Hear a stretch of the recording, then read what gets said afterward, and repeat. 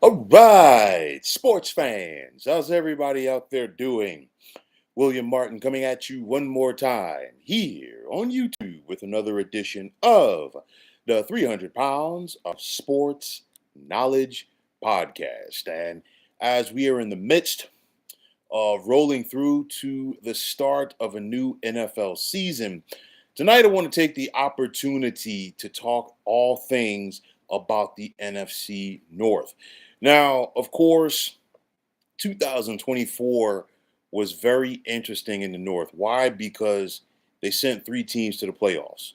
The Detroit Lions went 15-2, the Minnesota Vikings went 14-3, and then the Green Bay Packers went 11-6. But with all of those successful records that the NFC North had during the regular season, they were all one and done in January.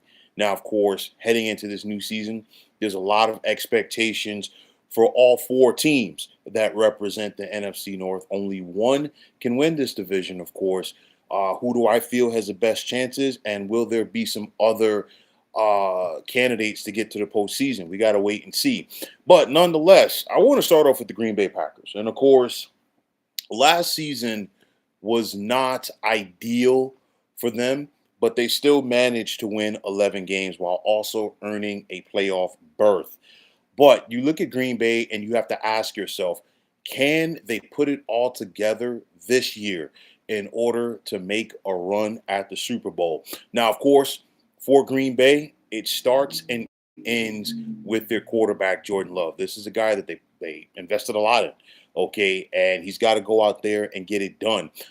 They brought in Josh Jacobs last year in free agency, and of course, the phenomenal running back lived up to expectations. We're talking about a guy who was one of the better ball carriers in the NFL last year. He's going to be 27 years old. He is 27 years old. He had 301 carries last season, and now that's more than 300 carries in 2 of the last 3 years. So you just have to wonder if there's going to be some wear on him. Will anybody be able to emerge from the Packers receiving core in order to be the guy? You've got Romeo Doubs, of course. A couple of years ago, Christian Watson was a high draft pick by the Green Bay Packers. It hasn't come to fruition yet. And then there's Jaden Reed. I think somebody's got to step up and be the guy there, in my opinion.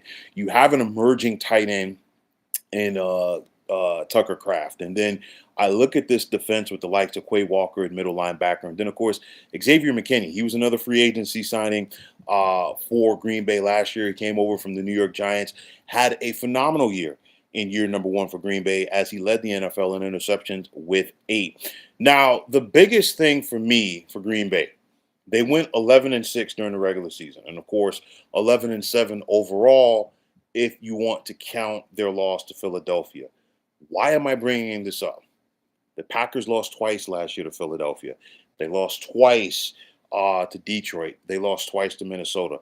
Those were the 3 teams that were ahead of you in the standings overall for the most part in the NFC. And if you are Green Bay, and if you are going to be able to take that next step under head coach Matt LaFleur, these are the teams that you have to go out there and beat. And I bring that up because week number 1, okay, the Packers host the Lions. And, of course, the last couple of times the Lions have been able to go to Lambeau and do their thing. So if you are Green Bay, this is an opportunity for you to make a statement. Of course, last year they had an opportunity in their first game of the season. They went to Brazil. They lost to the Eagles. We saw Jordan Love get injured in that game. And for whatever reason, the Packers just never, I don't feel, were in that good rhythm last year. But nonetheless, that's going to be an opportunity for Green Bay to go out there and make a statement. Week number 2, they host the Washington Commanders, another playoff team from last year. So Green Bay has to get off to a hot start. They have their first 2 at home. They've got to take advantage of that. Week number 10, the Packers will host the defending Super Bowl champions at Lambeau. I'm talking about the Philadelphia Eagles. And then, of course, week number 13 on the road at Ford Field in Detroit. These are just some of the key games for the Packers heading into this season. Speaking of those Lions, of course, they are fresh off of their best regular season in franchise history. Again, they went 15-2, but now they've got to find a way to get over that hump. And you think back to what the Lions have been for so long. There's been a culture change there. We saw this team get to the NFC Championship game 2 years ago. Really should have won it. Okay, but woulda, coulda, shoulda doesn't matter. At the end of the day. But nonetheless, they built off of that. They had a phenomenal regular season, but of course, they could not stop Jaden Daniels and that Washington Commanders offense in the divisional round. Nonetheless, Lions head coach Dan Campbell enters this season with the unenviable task of having to replace both of his coordinators from last year. Offensive coordinator Ben Johnson stayed close to home. He's now the head coach of the Chicago Bears, while defensive coordinator Aaron Glenn is back with the team that drafted him once upon a time in '94, as he is now the head coach of the New York Jets. So you look at this offense, and I mean, the Lions' offense last year was electric, okay? It had some similarities to what we saw with the greatest show on turf. And of course, that had similarities to what we saw once upon a time with Air Coryell. Nonetheless, new offensive coordinator John Morton, he's got to try to find a way to keep the machinery going on this Lions offense, which was second in the NFL a year ago in yards. Jared Goff, is he going to be able to continue playing like an MVP without Ben Johnson calling the plays? That's huge.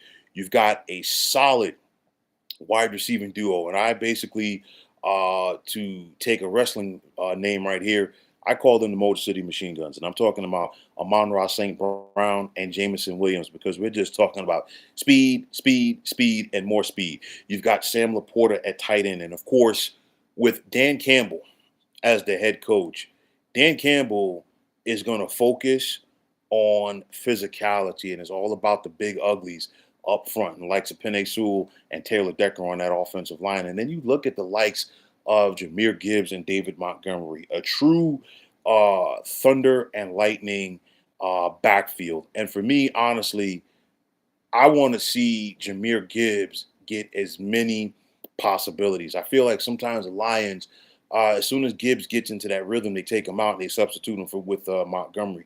I'd like to see if Gibbs get more opportunities, and also I would like to see them utilize both of them in the game at the same time. Just my personal opinion. I talked about the Lions breaking in a new defensive coordinator. Well, former NFL linebacker Kelvin Shepard has been on Dan Campbell's staff since he came to Detroit, and now he's going to be calling the plays for this defense. Getting a healthy Aiden Hutchinson back is important, because one thing that we saw, especially in Detroit's playoff loss to Washington, they couldn't get enough pressure on Jaden Daniels. That's why you need a guy like Aiden Hutchinson, because his motor does not stop, and he's an anchor for that defensive line. Detroit is very strong at linebacker with the likes of Jack Campbell and Alex Anzalone. And then you look at this back end, and I'm talking about the secondary with the likes of cornerback Terry and Arnold and strong safety Brian Branch. You have free safety Kirby Joseph, who had 9 interceptions last year. And excuse me for a minute, I said Xavier McKinney led the NFL in interceptions last year. He did not. He definitely led the Packers, though. And then bringing in a veteran corner like Avonte Maddox from the Philadelphia Eagles. And, of course, he was a part of that championship team last year, that championship defense that stymied Kansas City in the Super Bowl. And, of course, he brings that championship experience with him to the Motor City. So you look at the Lions, they're trying to go out there, of course, and win the NFC North for the third consecutive year. And, of course, they have bigger fish to fry in January should they get back to the postseason. But nonetheless, Detroit has really got to earn it this year, because there's no hiding place, if you will, for them on their schedule. I talked about them going to Lambeau in week number 1 to take on the Packers. Week 3, they're at the Baltimore Ravens. Week 6, they're at Kansas City. They're at Washington in week 10. They're at Philly in week 11. And then they're at the Rams in week 15. And then they host the Pittsburgh Steelers in week 16. Now, the other team of that trifecta that made the postseason last year out of this division, the Minnesota Vikings. And, of course, nobody, maybe outside of the Vikings locker room, nobody expected uh, what we saw from them last year. Of course, we know things were different when JJ McCarthy was lost with that knee injury in the preseason, and of course Sam Darnold was brought in to compete with JJ McCarthy, but of course he got the job. And like I talked about it last night with my NFC West preview, Sam Darnold took the ball and ran with it, not literally, but nonetheless he did what was asked of him: get the ball to Justin Jefferson and simply get out of his way. And as the Vikings are breaking in JJ McCarthy now, and of course, basically last year was his redshirt year. Plain and simple. JJ McCarthy, even if you watched him collegiately at Michigan, he was a guy who didn't take a lot of chances. He's going to go out there and he's going to put the ball in the hands of the playmakers and let them do their things. And of course, for the playmakers for the Vikings, it starts and ends with wide receiver Justin Jefferson. It's one of those where Darnold, there was a speculation that he might have stayed in Minnesota, but of course, him not playing well in those last two games of the season, the regular season finale against Detroit, which decided the division, and of course, home field advantage, and then of course the playoff loss to the Rams. But nonetheless, like I said, you got JJ McCarthy right now. Just give the ball to Justin Jefferson and just get out of his way. He's always going to put up big numbers. And now JJ, wide receiver, is on the cusp of surpassing AC Anthony Carter for third place on the Vikings all-time list in both receiving yards and touchdowns this season. Jordan Addison, I think, can make the most of his opportunity as far as playing off of Justin Jefferson because he's going to draw so much attention. You have TJ Hawkinson at tight end, who I think is another great compliment to Justin Jefferson, and of course Hawkinson can move the chains. Getting him healthy this season is going to be big because he missed 7 games last year, and then you got veteran running back Aaron Jones, who is going to look to continue to tote the rock like he did last year. He had 255 carries last year. Big moves for the Vikings that I don't think a lot of people are talking about. They went out there and they went to Indianapolis to beef up their offensive line. They signed a pair of former Colts offensive linemen, guard Will Fries, and of course center Ryan Kelly. On the defensive side for Minnesota, you've got veteran linebacker Blake Cashman, but I really like this linebacker unit as a whole. Jonathan Grenard, Andrew Van Kinkel, and Dallas Turner. These guys know how to rush the passer. And let's not forget, this team also went out there and picked up Jonathan Allen on the defensive line. You still got veteran safety Harrison Smith, who even at the age of 36 still has tremendous range, and more importantly, he's like an additional coach on the field. You've got cornerback Byron Murphy, so I'm expecting this Vikings defense to really, have a say in what Minnesota can do this year as they try to get back to the playoffs. And then finally, there's the Chicago Bears, and 2024 was so weird for the Bears. Of course, they drafted quarterback Caleb Williams first overall. And I've talked about the expectations for some teams being through the roof. There were some people who had the Bears in the playoffs last year and even, making a run in January. And of course, we all know that didn't happen. And unfortunately for the Bears, for the second time in the last 3 years, they finished in the basement of this division. They were record wise, I'm not going to say offensive wise, but record wise, they were looking good.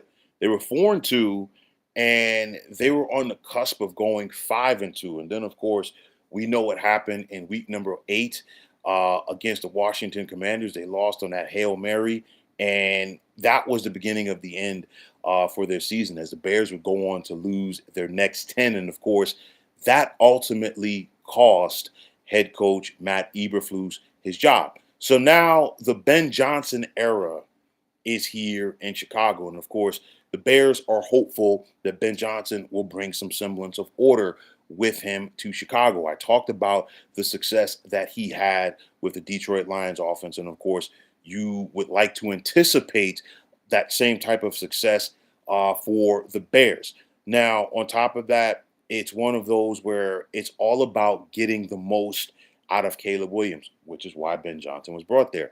The Bears have invested a lot of stock, if you will, in putting talent around Caleb Williams at the skill positions. But for me, it's going to come down to his protection. Why? Because he was sacked 68 times last season. You bring in veteran guard Joe Thuney from the Kansas City Chiefs. And of course, Thuney is a three-time or four-time, Super Bowl champion, three-time Pro Bowl selection. One of those championships, of course, was with the New England Patriots. And his arrival in Chicago should give them some much-needed experience on their O-line. I talked about protecting Caleb Williams. Why? Because you look at what he has at wide receiver in DJ Moore and Rome Odunze. You also have DeAndre Swift at running back. And of course, it's somewhat of a reunion because Swift's last year in Detroit as their running back was Ben Johnson's first year there. Okay, so let's see if he can flourish in this system. You've got Cole Kmet at tight end. So offensively, like I said, at the skill positions, the talent is there. I think in my opinion, what Ben Johnson is going to try to do, first and foremost, he wants to have Caleb Williams get that ball out quicker, make a decision, and go with it. You still got to work on the offensive line. I think the offensive line is going to be a work in progress as the season goes along for Chicago. Now, defensively, they've got some talent there, but let's see if it comes together under former New Orleans Saints head coach Dennis Allen, who is now Chicago's offensive coordinator. Montez Sweat, we saw Chicago acquire him from Washington a couple of years ago. They paid him. Can he be the edge rusher that the Bears need him to be? You signed veteran defensive tackle Grady Jarrett, who had some good years with Atlanta. You've got middle linebacker Tremaine Edmonds. You've got veteran free safety Kevin Byard. Will it come together for this Bears defense? They've got to go out there defensively, Chicago, and they've got to go out there and get more takeaways. They only had 11 interceptions last year, which was 19th in the NFL. That's not going to get it done. For the Bears to go out there and make an impact in this division, you're looking at Goff, you're looking at Love as some of the quarterbacks that you've got to deal with. Defensively, they've got to go out there and make a difference. For Chicago, I mean, everybody for the most part beat up on the Bears. They were competitive in some of the games, but yes, being competitive and winning are two different things. I talked about the other three teams making the playoffs last year. Chicago was 5-12. They've got to go out there and they've got to find a way to close that gap. They get Minnesota at home in week number 1, and then they're at Detroit. And I think if you are Chicago and if you can win at least one of those games, I think it is going to be very big for your psyche heading into the rest of the season. Very interesting tidbit right here. I talked about Detroit going 15-2. They were 8-0 on the road. All three of their losses, postseason included, came at home. They went undefeated in this division. Green Bay won 11 games last year, but they were 1-5 in the NFC North. That has definitely got to change. I think at the end of the day, everybody is still chasing Detroit in this division. I don't see the Lions going 15-2 like they did last year. This division, I think the gap has shrunk a little bit from bottom to top. I think the Bears are going to be better. I think the Vikings take a step back, but I still think the Vikings are going to be competitive. I like Kevin O'Connell as a head coach, and of course, J.J. McCarthy has had a year to kind of let everything settle in mentally, but he's got to take care of his business on the football field. Detroit still has an immense amount of talent. The biggest issue right there, of course, is the fact that they have to find a way to break in 2 new coordinators. For the Green Bay Packers, can they get more consistency, and can Jordan Love remain healthy? Those are all 3 things that we have to wait and see what happens there. But nonetheless, I think this is going to be, once again, an exciting division. I think it's going to be a physical division. But at the same time, I think this division really comes down to the quarterback play. Because you look at it, you've got Jordan Love in Green Bay. You've got Jared Goff in Detroit. J.J. McCarthy now Minnesota. And, of course, Caleb Williams with Chicago. So it's going to come down to the quarterback play as far as who wins this division. But at the end of the day, Detroit has won this division for the last 2 years. I think Detroit makes it a third straight NFC North title. Nonetheless, I think Green Bay is going to be breathing down their necks. Minnesota takes a step back, but they're still going to have a say. And I definitely think Chicago is going to show improvement under Ben Johnson. I think one of the biggest things for Chicago last year, aside from the expectations for this team, was the fact that basically everybody knew that Matt Eberflus was on the hot seat for the most part. And of course, the bottom just fell out after that Hail Mary loss to Washington. You know, Ben Johnson is going to be in Chicago for the long haul. So this is going to be his team. This is his year to start establishing things. I think he's already establishing things with this squad. I think the Bears are going to look better than they did last year. And I think it's going to tighten that gap, if you will, with everybody else in the NFC North. But like I said, I think Detroit wins it. I think Green Bay is in the mix to possibly get a playoff berth.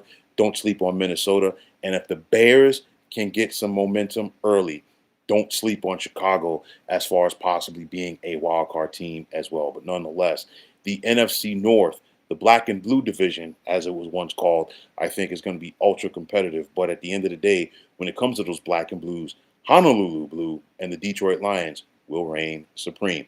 But folks, that is going to wrap it up. And as always, I want to take this time out to thank each and every one of you for checking out the 300 Pounds of Sports Knowledge podcast here on YouTube. And as always, if you like what you heard and saw on this podcast, you know what to do. Just hit that like button as well as subscribing to this channel. Like I always say, it's greatly appreciated. And for all of you NFL buffs, we talked about the NFC West last night. Tonight was about the NFC North. Definitely be sure to check out this channel tomorrow, as I'm going to be talking all things AFC East. Also, folks, if you're on the X, formerly known as Twitter, you can check me out at 300 Pounds of Sports. And if you give me that follow, I will give you that follow right back. And the same goes for Instagram, where you can check me out at 300 Pounds of Sports Knowledge. Also, if you're on Facebook, you can check us out at the Sports Depot 365. And as far as I'm concerned, one of the better sports debating groups going on social media. But until next time, fine folks, my name is William Martin.